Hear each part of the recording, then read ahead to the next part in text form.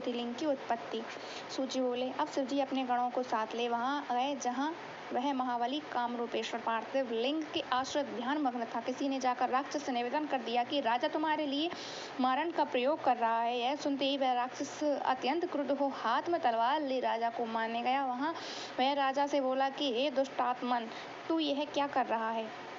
सत्य सत्य कह दे, अन्यथा मैं तुझे अभी मार डालूंगा।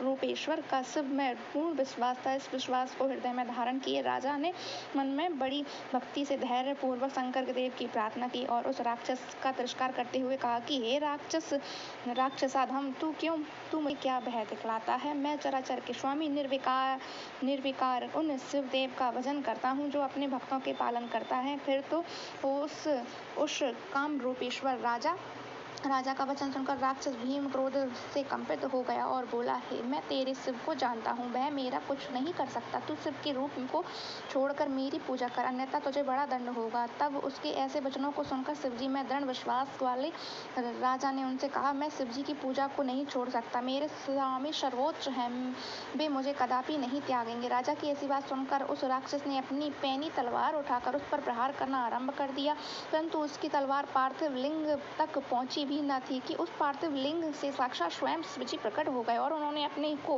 भीमेश्वर नाम से घोषित करते हुए उस राक्षस से भक्त रक्षा के लिए अपने प्रण को कहते हुए अपना पिनाक उठा उसकी तलवार के 2 टुकड़े कर दिए। इसके पश्चात शिवजी के गणों तथा राक्षसों का बड़ा ही भयंकर युद्ध आरंभ हुआ, जिससे पृथ्वी व्याकुल हो गई और पर्वतों सहित 7 समुद्र विचलित हो गए।